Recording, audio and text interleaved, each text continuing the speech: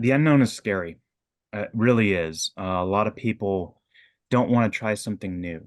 I will claim to be this person.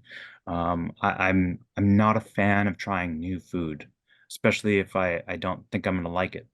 I don't like wasting food, and the reason is, I'm a very picky eater. I know there's certain things that I will not like, so I actually won't try certain foods, especially if it's going to go to waste. Trying to get over this.